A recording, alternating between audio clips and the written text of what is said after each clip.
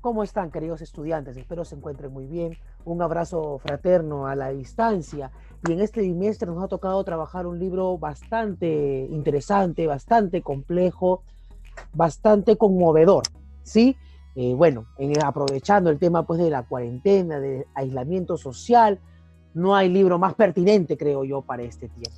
Comencemos entonces, vamos para dirigido a mis estudiantes de Plan de Torre de segundo de secundaria y aquellos que también quisieran conocer un poquito acerca de este personaje emblemático de la fe cristiana, uno de los mártires de la fe cristiana de estos tiempos, del periodo de la Guerra Fría.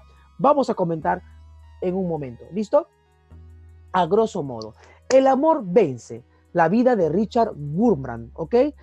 Por Janet y Geoff Benche. Señores, estudiantes, sí, alumnos y alumnas, público que me escucha, personas que están atentas a una lectura detenida, es una obra fundamental, creo yo, para poder conocer el precio de la fe que se ha tenido que pagar en diferentes momentos de la historia y específicamente en este caso después de la Segunda Guerra Mundial y durante el tiempo de la Guerra Fría. ¿Ok? Entonces, este señor que era ateo, un hombre que no era creyente, pero que tenía una inquietud y una duda constante, va a terminar renunciando a su ateísmo para ser cristiano, ¿correcto? Y no imaginó todo lo que vendría, el precio que había que pagar por ser cristiano. Estamos hablando de una época de intolerancias en todo el mundo. Tanto el capitalismo como el comunismo se habían enfrascado en un conflicto terrible, en una guerra sin cuartel en diferentes partes y al mismo tiempo, mientras había pues una tensión por el tema de los misiles, ¿no? Mientras vivíamos pues también una tensión ético-moral, una crisis de valores a nivel mundial, hay personajes fundamentales que van a construir una propuesta de resistencia desde la fe, una propuesta de valores morales desde la fe. Entonces, Richard Wurmbrand crece pues en un contexto complicado, ¿sí? El entorno de la Guerra Fría. ¿Qué cosa es la Guerra Fría? ¿No? ¿Por qué no es guerra caliente? Bueno, la Guerra Fría básicamente es una tensión entre dos potencias, la Unión Soviética, que luego pues va a ser eliminada, va a ser disgregada, y Estados Unidos. Estados Unidos con la propuesta capitalista, la Unión Soviética con la propuesta comunista.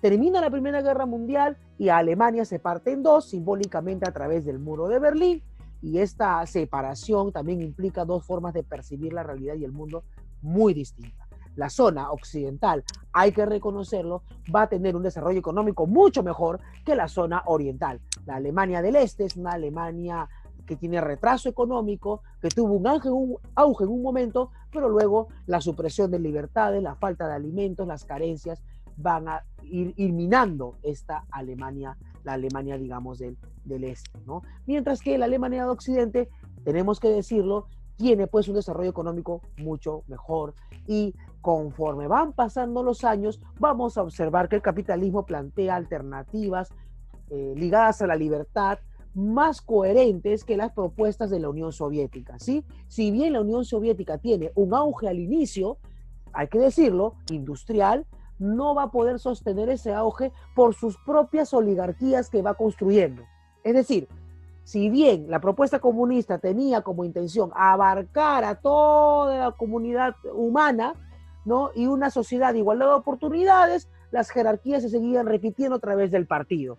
Entonces, los que proclamaban pues la justicia igualitaria, como Stalin y todos los que siguieron, al final terminaron construyendo un sistema jerárquico en el cual el individuo, si bien desaparecía, y a cambio de eso debía entregársele todos sus beneficios, bueno, en realidad no pasó así. Al final fue una jerarquía cruel, una jerarquía genocida, fue una jerarquía incoherente en muchos casos, ¿no? Por otra parte, el capitalismo planteaba una propuesta mucho más asequible, una propuesta que estaba ligada con la libertad, una propuesta que estaba ligada con el bienestar individual y esta va a ir avanzando.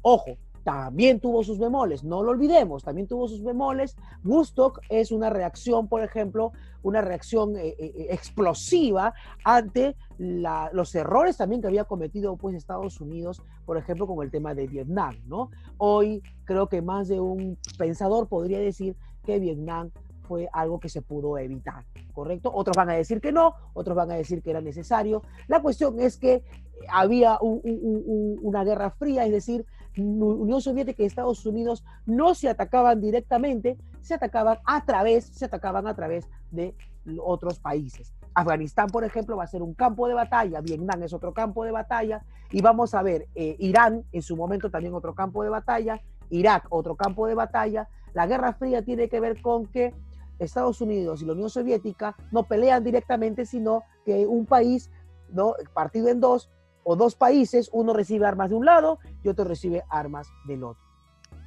Otra situación que tuvo que enfrentar también durante, bueno, de la Guerra Fría en adelante fue el tema de la marginación a la población afroamericana. Martin Luther King es un ejemplo de cómo se logran los derechos, pero luego de mucho trabajo. Es decir, son tiempos conflictivos, son tiempos violentos, son tiempos de muchas injusticias, son tiempos pues bastante sangrientos también.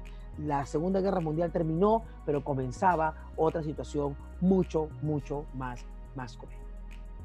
¿Dónde se desarrollan los hechos? Básicamente en Rumania. Primero, Rumanía tuvo pues una influencia nazi. En algún momento hubo un acercamiento de parte de Rumanía hacia el gobierno nazi de Hitler, pero luego Rumanía va a ser pues absorbida por la Unión Soviética, y la Unión Soviética va a imponerse pues con una brutalidad terrible, ¿no? Es decir, todo ese discurso de igualdad, todo ese discurso, digamos, de construcción comunitaria, todo ese discurso de vamos a construir juntos una sociedad común donde todos tengan los mismos beneficios.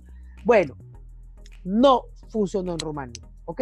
No se dio en Rumania, simplemente era brutalidad tras brutalidad tras brutalidad. ¿Y quién va a vivir esta brutalidad?